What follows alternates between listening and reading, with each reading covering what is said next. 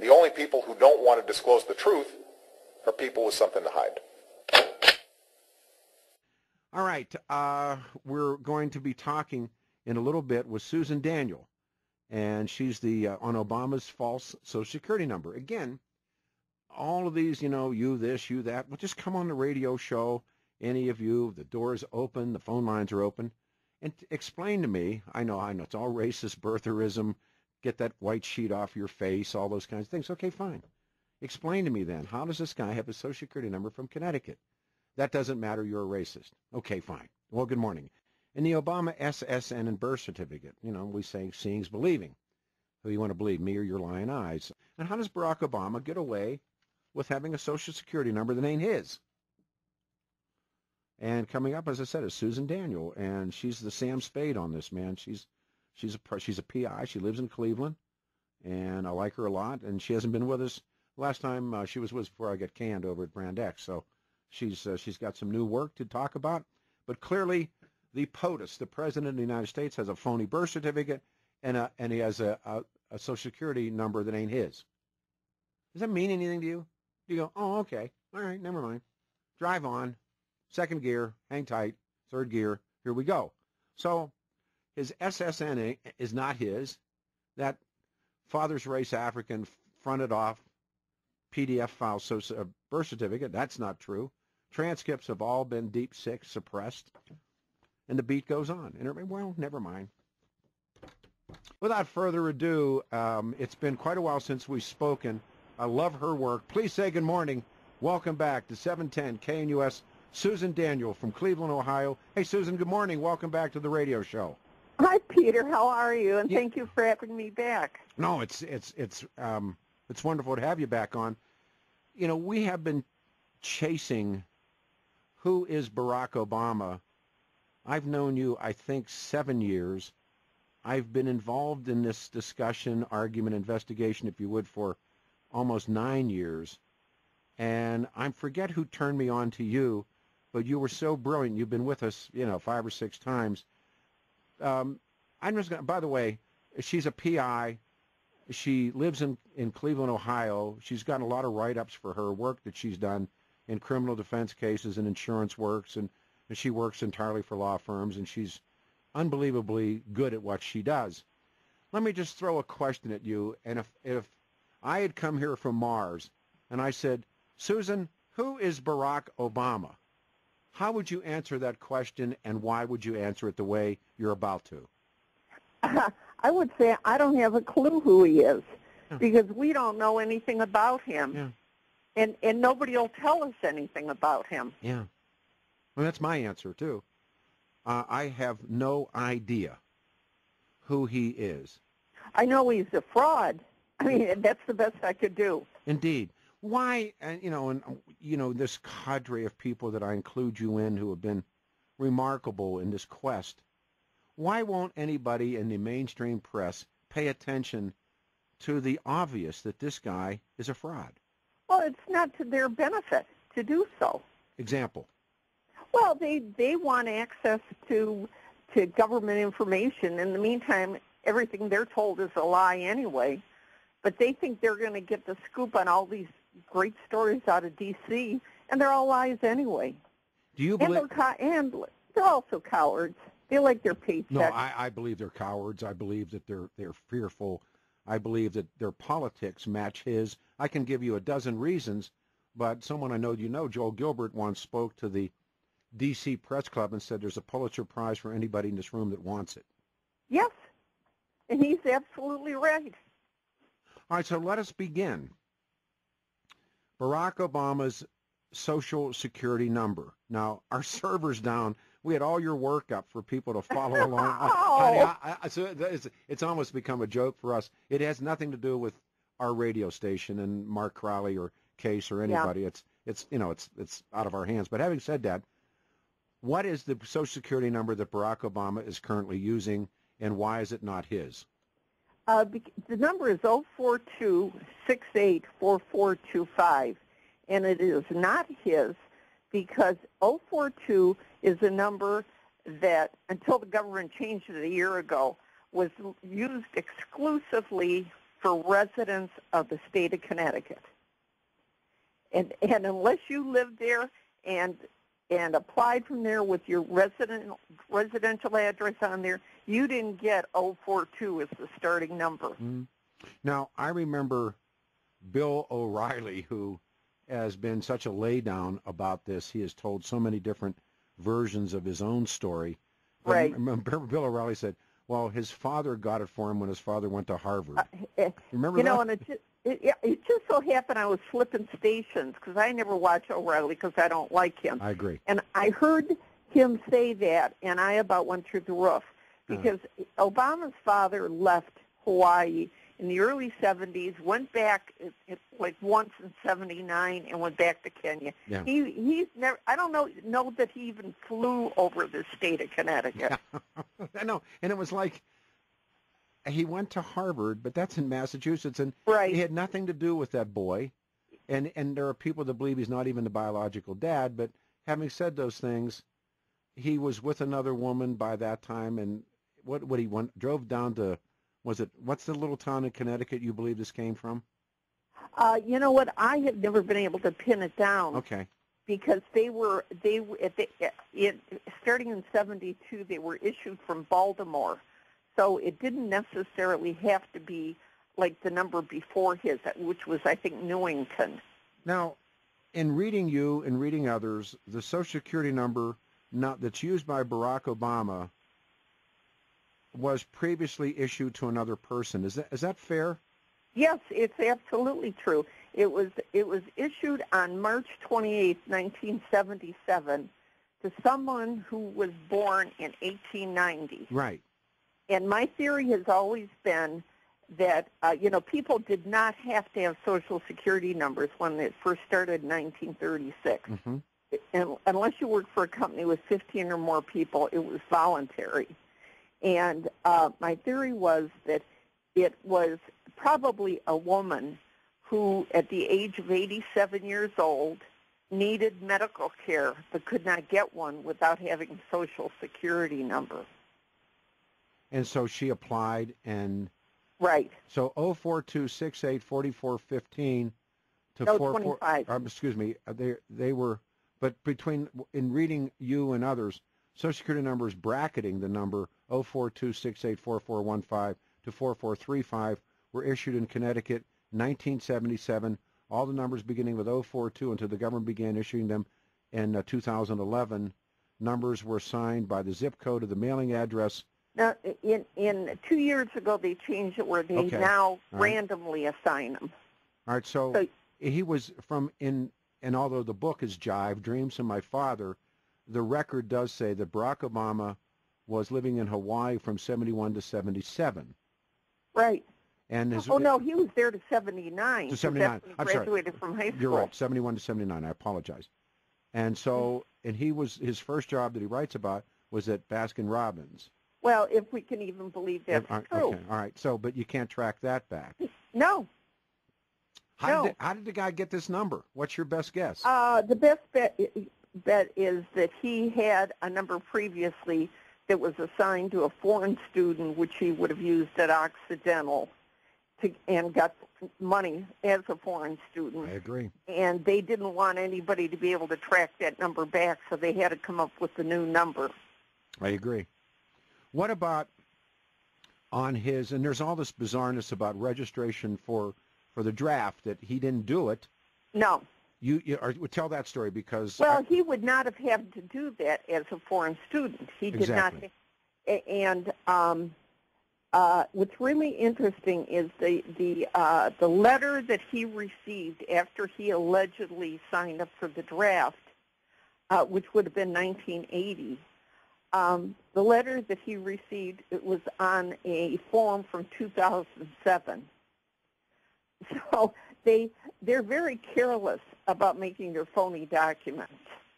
Yeah, I mean, if you think about it, and then when he gets involved in politics, some advisor, somebody somewhere, maybe he himself, said, you have to show where you registered for the draft, which he had not done because... Right, because he'd be a felon if he didn't. Exactly. And so he's enrolled, how do I say this? He he has been telling people that he is a foreign national. He's used Right. that to get himself into Colombia and to do all kinds of different things. Now his handlers have suppressed every and all verifications of that, or what people call credentials, or his, Right. or all. So then he goes and he manufactures himself having registered for the draft. Is that fair? Yeah. And the huge mistake they made, I mean, it was just a gigantic mistake, is that on that alleged application for the draft in 1980, he uses the Connecticut Social Security number. That's the first time? So he is tied to that permanently. He can't say, oh, that was a mistake, I never used that number, because it comes right up on his verification. So the first time that anyone can see the 042 goes back to his selective service? No, I found it as early as 86.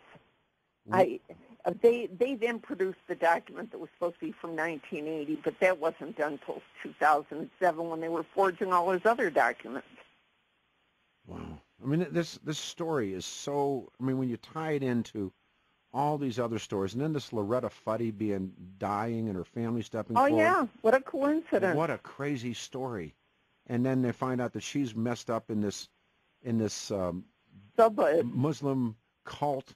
Yep. Oh my God. I found her. I pulled her name up with that cult name, and a whole bunch of other people at an address in Honolulu. They all show up. Yeah, a whole bunch of people show up with her. But what's interesting is that when I pull up these documents, there are identifiers for people, like their date of birth or something like that. And there were probably 20 or 30 people on this list, and not a single one of them had an identifier with them, including her, although I, of course, know all her information. So 042684425. Right. And now with my understanding from reading and that the last couple of years, even that has been suppressed, that no one, but there's been some early, quote, documents that prove beyond a reasonable doubt that he is improperly using a Social Security number that's not his. Now, what's happened in the last couple of years, Susan? Have they masked that as well? Well, the thing that bothers me is, I filed a lawsuit here in Ohio in 2012. And I filed it against the Secretary of State. And in the effort to keep his name off the ballot until it was proven that that was a legitimate number. Well, of course, a Republican judge tossed it, which substantiated my theory that there is no longer a two-party system. Yeah, I agree.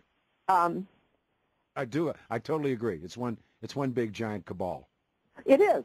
It's everybody CYA and not wanting their payroll to end. And but they, what got me is when I had a hearing, a court hearing. Nobody showed up from the Secretary of State's office, so the judge took on the role of the defense attorney. I remember all that. Sure. It was a mess. I mean, I tried to report him to the Ohio Disciplinary Council of the Supreme Court, and they blew it off. And even his court reporter, when she did the transcript of the hearing, left out things he said that made him look bad, and then swore that it was a true and accurate depiction of what happened. So, again, I'm sorry. Go ahead, Susan. I'm sorry. Yeah, Peter, I have tried to contact at least 30 different Republican congressmen and senators. Some I went so far as to send a copy of the lawsuit, which included all the documentation.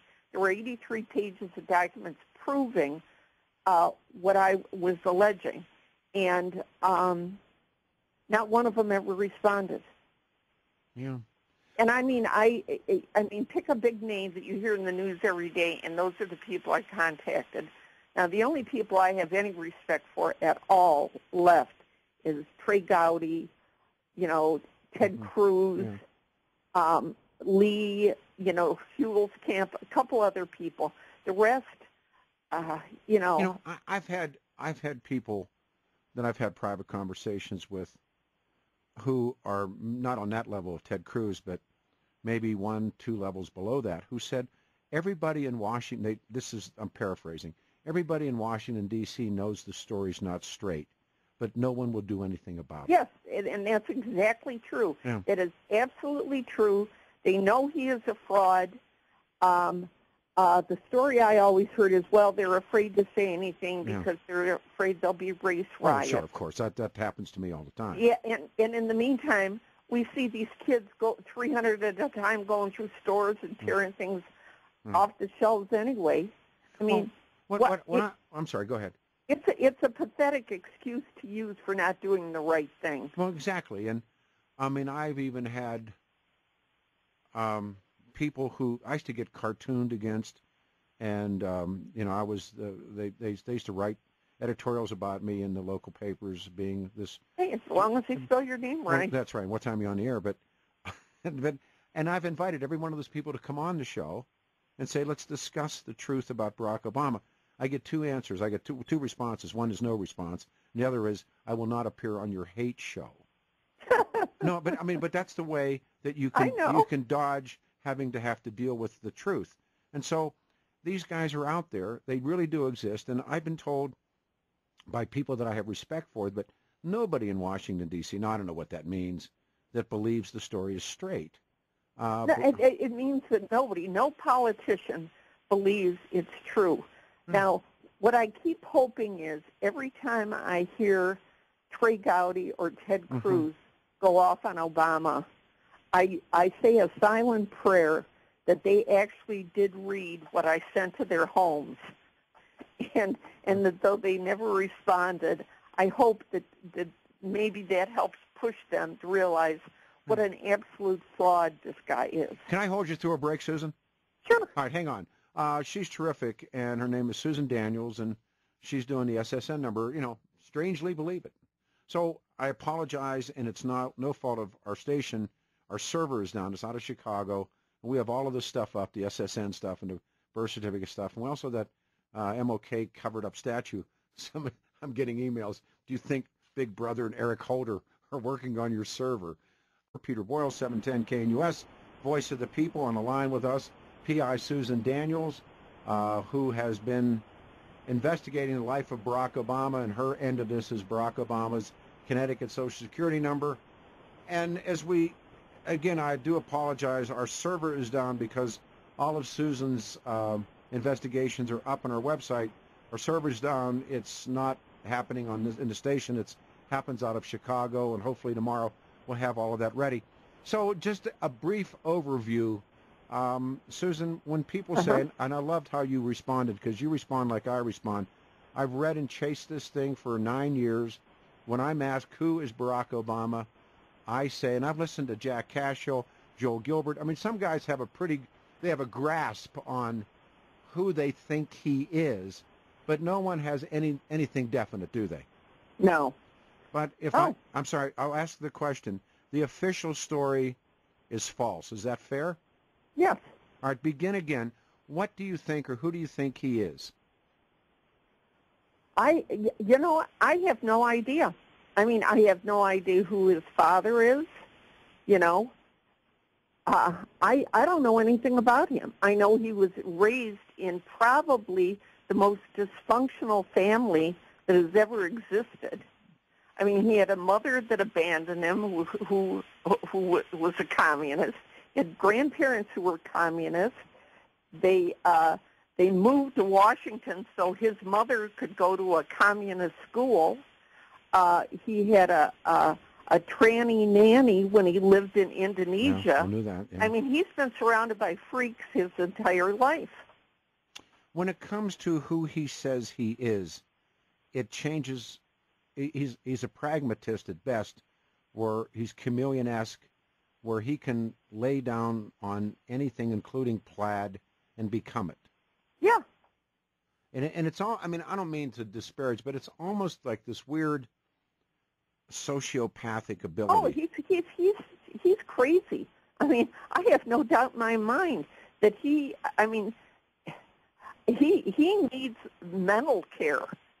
Well, he needs treatment. yeah, I mean, but having, like I said, Freud tells us, and, the keys to all of us lie in our childhood. Right. And, he's able to stand there even as recently as about a year and a half ago and tell these little school kids he knows what it's like not to be raised with a father because his daddy left for Harvard when he was 2.5, pushing 3 years of age. They went to the airport to say goodbye.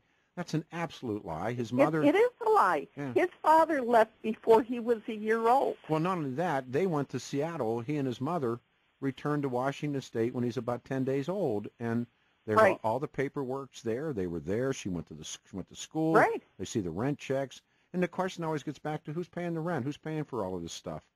And then she comes back. She meets Saturo. They move to Indonesia.